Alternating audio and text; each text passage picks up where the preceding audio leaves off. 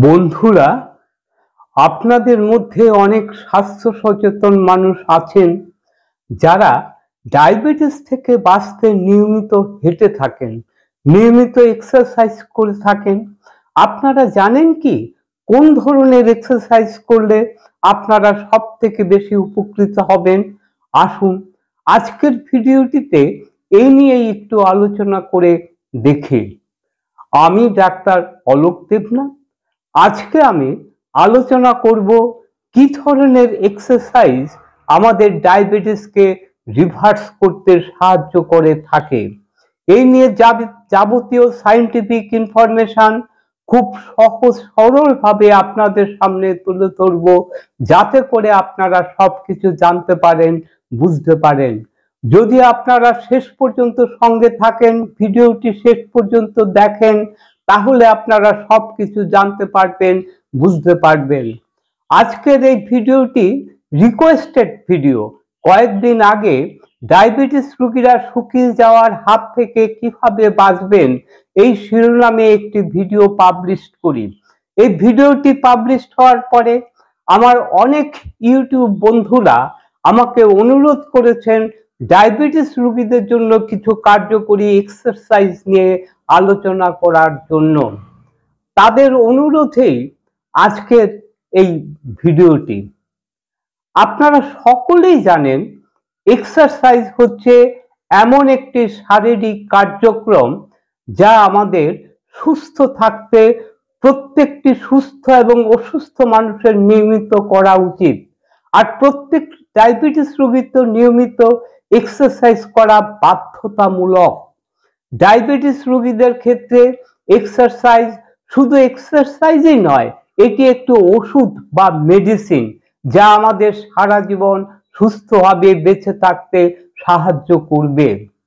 যদি আপনারা ডায়াবেটিসকে রিভার্স করতে চান, ডায়াবেটিসকে গোড়া থেকে নির্মূল করতে চান, তাহলে আপনাদের কি ধরনের এক্সারসাইজ করতে হবে? যে ধরনের এক্সারসাইজ করলে আপনারা সব থেকে বেশি উপকৃত হবেন, আজকের ভিডিওটিতে এই নিয়ে বিস্তারিত আলোচনা করব। আসুন মূল আলোচনায় যাওয়ার আগে ডায়াবেটিস নিয়ে খুবই সংক্ষেপে একটু আলোচনা করে নেই, তাহলে আপনাদের বুঝতে সুবিধা হবে। ডায়াবেটিস কোনো রোগ নয়। ডায়াবেটিস হচ্ছে একটি শারীরিক কন্ডিশন বা অবস্থা যা ইনসুলিন রেজিস্ট্যান্স হওয়ার ফলে আমাদের শরীরে তৈরি হয়ে থাকে। আপনারা সকলেই জানেন আমরা নিয়মিত যে খাবারগুলি খেয়ে থাকি সেগুলি মূলত তিনটি উপাদান দিয়ে তৈরি: কার্বোহাইড্রেট, প্রোটিন, ফ্যাট। এর মধ্যে কার্বোহাইড্রেটই সরাসরি আমাদের শরীরে ডায়াবেটিসের মতন সমস্যা তৈরির সঙ্গে যুক্ত। এই কার্বোহাইড্রেট থেকেই আমাদের শরীরে এনার্জি তৈরি হয়ে থাকে, সেই এনার্জিকে কাজে লাগিয়েই আমরা চলি। কার্বোহাইড্রেট সমৃদ্ধ খাবার আমাদের স্টমাকে ভেঙে আমাদের রক্তে গ্লুকোজের পরিমাণ বাড়ায়। এই গ্লুকোজ সরাসরি আমাদের সেলের মধ্যে ঢুকতে পারে না, তার প্রয়োজন হয়ে থাকে একটি ক্যারিয়ার বা বাহকের। আমাদের শরীরের প্যানক্রিয়াসের বিটা সেল থেকে ইনসুলিন নিঃসরণ হয়ে রক্তে আসে। এই ইনসুলিনই হচ্ছে গ্লুকোজের বাহক বা ক্যারিয়ার। আপনারা সকলেই জানেন আমাদের মাথার চুল থেকে পায়ের নখ পর্যন্ত প্রতিটি কোষের বহিরাবরণে আউটার লেয়ারে রয়েছে ইনসুলিন রিসেপ্টর। ইনসুলিন আমাদের সেলের রিসেপ্টরের উপরে গিয়ে বসে, রিসেপ্টরের সঙ্গে বাইন্ড করে, তখন আমাদের সেলের গ্লুকোজ প্রবেশ করার পথটি ওপেন হয়ে যায় বা খুলে যায়। সেই পথ দিয়ে গ্লুকোজ আমাদের সেলের মধ্যে প্রবেশ করে আমাদের সেলের মধ্যে থাকা মাইটোকন্ড্রিয়া গ্লুকোজকে কাজে লাগিয়ে শক্তি উৎপাদন করে, এটিপি উৎপাদন করে। সেই শক্তি দিয়েই, সেই এনার্জি দিয়েই আমরা চলি। এইভাবেই ইনসুলিন গ্লুকোজকে হ্যান্ডেল করে। এখন আমরা যদি প্রয়োজনের অতিরিক্ত কার্বোহাইড্রেট সমৃদ্ধ খাবার বারে বারে ঘন ঘন বেশি বেশি পরিমাণে খেয়ে থাকি, তাহলে আমাদের রক্তে বারে বারে বেশি বেশি পরিমাণে গ্লুকোজের পরিমাণ বাড়বে। আবার এই গ্লুকোজকে আমাদের সেলের মধ্যে ঢুকানোর জন্য আমাদের প্যানক্রিয়াসের বিটা সেলগুলিকেও বেশি বেশি পরিমাণে ইনসুলিন তৈরি করে আমাদের রক্তে পাঠাতে হবে।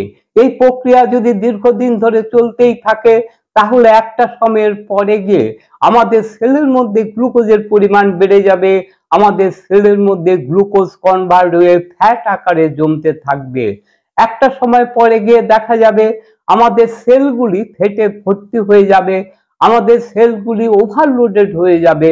তখন আমাদের সেলগুলি আর গ্লুকোজকে ঢুকতে দিতে চাইবে না, কারণ আমাদের সেলগুলির আর এত গ্লুকোজের প্রয়োজন নেই। তখন আমাদের সেলগুলি ইনসুলিনের প্রতি একটি বিরূপ প্রতিক্রিয়া তৈরি করবে। এটাকে আমরা বলে থাকি ইনসুলিন রেজিস্ট্যান্স। তাহলে ইনসুলিন রেজিস্ট্যান্স তৈরি হওয়ার ফলে আমাদের শরীরে কি কন্ডিশন তৈরি হলো?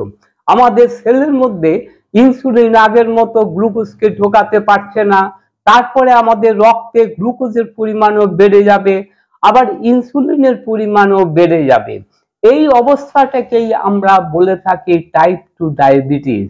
এই টাইপ 2 ডায়াবেটিসকে রিভার্স করতে গেলে, গোড়া থেকে সারাতে গেলে প্রথমে আমাদের খাদ্যের কার্বোহাইড্রেটকে রেস্ট্রিক্ট করতে হবে, খাদ্যের গ্লাইসেমিক লোডকে কম রাখতে হবে, রক্তে ইনসুলিনের পরিমাণকে কম রাখতে হবে। দ্বিতীয়ত, ইনসুলিন রেজিস্ট্যান্সকে কম করতে হবে। ইনসুলিন রেজিস্ট্যান্সকে কম করার ক্ষেত্রে এক্সারসাইজ আমাদের একটি গুরুত্বপূর্ণ ভূমিকা পালন করে। আপনারা সকলেই জানেন আমাদের শরীরে তৈরি হওয়া গ্লুকোজের বেশিরভাগটাই ব্যবহার করে থাকে আমাদের মাসেল মাস বা মাংসপেশি। আমাদের শরীরে যদি মাসেল মাস বেশি থাকে তাহলে রক্তের গ্লুকোজও বেশি পরিমাণে ব্যবহার হবে, ডায়াবেটিসও কমবে, ইনসুলিন সেন্সিটিভিটিও বাড়বে, ইনসুলিন রেজিস্ট্যান্সও কমবে। আমাদের শরীরে ইনসুলিন রেজিস্ট্যান্স তৈরি হওয়ার ফলে আমাদের মাসেল মাসগুলিতে, মাংসপেশিগুলিতে প্রয়োজনীয় গ্লুকোজ যথেষ্ট পরিমাণে ঢুকতে পারে না। গ্লুকোজের অভাবে মাসেলগুলি দুর্বল হয়ে পড়ে। তার জন্য আপনারা দেখে থাকবেন বেশিরভাগ ডায়াবেটিস রোগীদের মাসেল মাস কমে যেতে থাকে, শুকিয়ে যেতে থাকে, তাদের ওজন কমে যেতে থাকে। আপনারা যখন এক্সারসাইজ করবেন তখন আপনাদের মাসেল মাসগুলিতে গ্লুকোজ ঢোকার জন্য কোনো ইনসুলিনের প্রয়োজন হবে না। গ্রুপ 4 পাথওয়ে দিয়ে সরাসরি আমাদের মাসেলে গ্লুকোজ ঢুকে পড়ে, ফলে আমাদের মাসেলগুলিও প্রয়োজনীয় এনার্জি পাবে, মাসেল মাসগুলিও শক্তিশালী হবে, আমাদের রক্তের গ্লুকোজের পরিমাণও কমবে। তাহলে আমাদের এমন এক্সারসাইজ করতে হবে যা আমাদের মাসেল মাসকে বাড়াতে সাহায্য করে। এক্সারসাইজ হচ্ছে দুই ধরনের, একটি হচ্ছে অ্যারোবিক অ্যাক্টিভিটি, যেখানে অক্সিজেনকে বেশি পরিমাণে ব্যবহার হয়ে থাকে। বেশিরভাগ ডায়াবেটিক রোগীরা এই যে নিয়মিত হেঁটে থাকেন, এটি হচ্ছে অ্যারোবিক অ্যাক্টিভিটিস। আরেকটি হচ্ছে অ্যানারোবিক অ্যাক্টিভিটিস, যেখানে অক্সিজেন কম ব্যবহার হয়ে থাকে, যেমন 100 মিটার দৌড় বা আপনাদের শরীরের সর্বোচ্চ ক্ষমতা দিয়ে দৌড়ানো। সেখানে মাসেল মাস এক্সপান্ড হয়ে থাকে, মাসেল মাস বৃদ্ধি হয়ে থাকে, মাংসপেশি শক্তিশালী হয়ে থাকে। যেখানে অক্সিজেন ভরপুর মাত্রায় ব্যবহার হয় সেখানে মাসেল মাস এক্সপান্ড হয় না, মাসেল মাস গ্রোথ হয় না। তাই ডায়াবেটিস রিভার্সের ক্ষেত্রে অ্যারোবিক অ্যাক্টিভিটিসের থেকে অ্যানারোবিক অ্যাক্টিভিটিস বেশি কার্যকরী। কিন্তু এই অ্যাক্টিভিটিস করা সবার পক্ষে সম্ভব হয় না, যারা পারবেন তারা অবশ্যই করবেন। আরেকটি কার্যকরী অ্যাক্টিভিটিস আছে weight lifting, muscle building exercise. এই এক্সারসাইজটিও সবার পক্ষে করা সম্ভব না।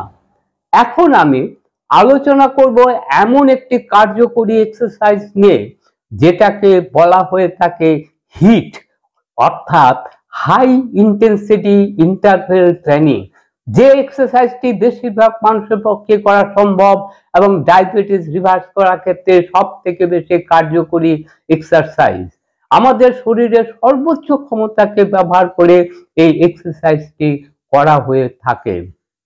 এটিকে আপনারা ট্রেডমিল মেশিনে বা সাইক্লিং মেশিনেও করতে পারেন, যদিও এগুলি সবার পক্ষে জোগাড় করা সম্ভব না।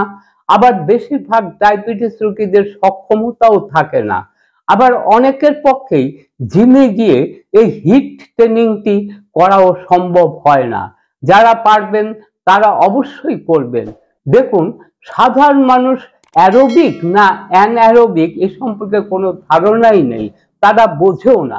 তাই আসুন সাধারণ মানুষ কিভাবে বিভিন্ন যন্ত্রপাতি ছাড়া খুব সহজেই বাড়িতে এই হিট ট্রেনিংটি করতে পারবেন সেই নিয়ে একটি বুঝিয়ে বলার চেষ্টা করি। আপনাদের বাড়ির আশেপাশে যে কোনো মাঠে গিয়ে আপনারা এই ট্রেনিংটি করতে পারবেন। প্রথমে আপনারা 5-10 মিনিট হেঁটে ভালো করে শরীরকে ওয়ার্ম আপ করে নেবেন। ভালো করে ওয়ার্ম আপ না করে এই হিট এক্সারসাইজটি শুরু করবেন না। তারপর আপনারা আপনাদের সর্বোচ্চ ক্ষমতা প্রয়োগ করে দৌড়ান। যখন আর দৌড়াতে পারছেন না থেমে যান, স্বাভাবিক হলে আবার দৌড়ান। এইভাবে আপনারা খুব সহজেই এই হিট অ্যাক্টিভিটিস করতে পারবেন। এই হিট এক্সারসাইজের দুটি স্টেজ, একটি হচ্ছে অ্যাক্টিভিটি স্টেজ আর একটি হচ্ছে রেস্টিং স্টেজ। প্রথম দিকে কিছুদিন আপনারা অ্যাক্টিভিটি স্টেজ অর্থাৎ যখন আপনারা দৌড়াচ্ছেন, এবং রেস্টিং স্টেজ অর্থাৎ যখন আপনারা রেস্ট নিচ্ছেন, এই সময়টা একই রাখবেন। কিছুদিন এভাবে দৌড়ানোর পরে আপনারা রেস্টিং স্টেজটাকে কমিয়ে আনবেন। ধরুন আপনি 30 সেকেন্ড দৌড়ালেন, আপনি চেষ্টা করবেন 25 সেকেন্ড রেস্ট নিতে। এভাবে আপনি চেষ্টা করবেন রেস্টিং স্টেজটাকে আস্তে আস্তে কমাতে। কোনোভাবেই আপনার রেস্টিং স্টেজ যেন অ্যাক্টিভিটি স্টেজ থেকে বেশি না হয়। আবার আপনাদের মধ্যে বেশিরভাগ ডায়াবেটিস রোগীরা হয়ে থাকেন বয়স্ক, শারীরিকভাবে অক্ষম। যারা দৌড়াতে পারবেন না তারা কি করবেন? তারা কি ধরনের এক্সারসাইজ করবেন?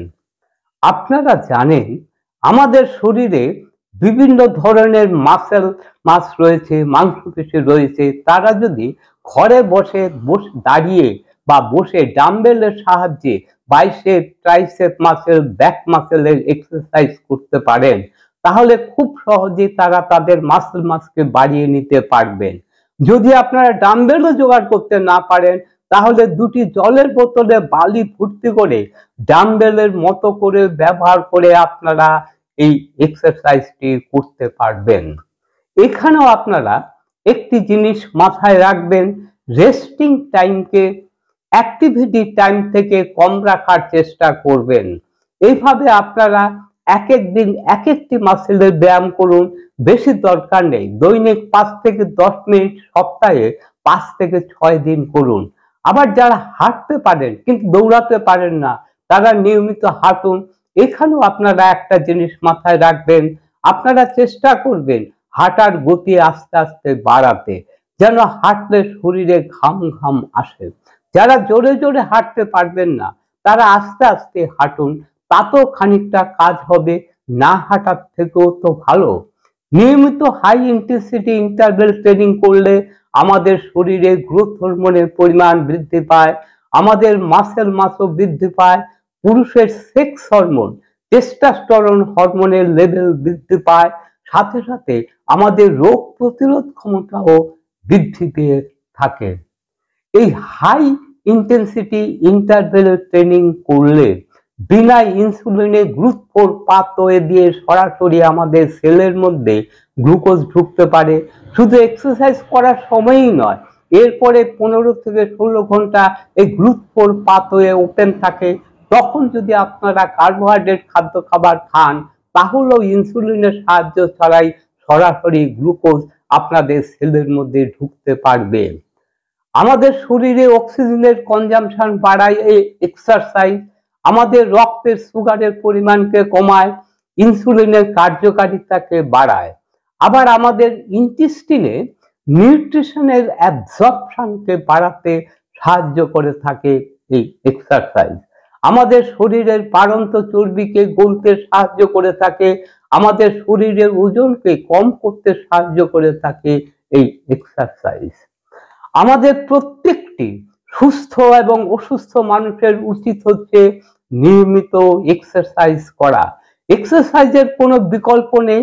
আর ডায়াবেটিস রোগীদের ক্ষেত্রে তো এক্সারসাইজ হচ্ছে মেডিসিন। আমরা যদি নিয়মিত এক্সারসাইজ করতে পারি তাহলে সারা জীবন সুস্থভাবে নিরোগভাবে বেঁচে থাকতে পারবো।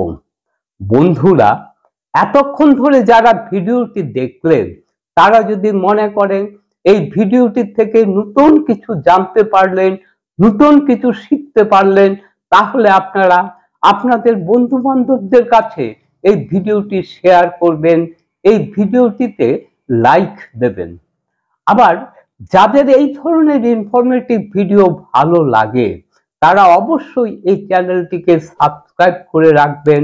নতুন নতুন ভিডিও পাবলিশ হওয়ার সাথে সাথে নোটিফিকেশন পাওয়ার জন্য। ভিডিওটি সম্পর্কে আপনাদের যদি কোনো প্রশ্ন থাকে আপনারা অবশ্যই কমেন্টসের মাধ্যমে জানাবেন। আমি অবশ্যই চেষ্টা করব আপনাদের সব প্রশ্নের উত্তর দেওয়ার। আবার আপনারা কি ধরনের ভিডিও চান, কি ধরনের ভিডিও আপনাদের পছন্দ সেটিও জানাবেন। আজকের ভিডিওটি এইখানে শেষ করছি। আবার দেখা হবে বন্ধু নতুন কোনো ভিডিওতে, নতুন কোনো সময়ে। ততক্ষণ পর্যন্ত আপনারা ভালো থাকবেন, সুস্থ থাকবেন। নমস্কার।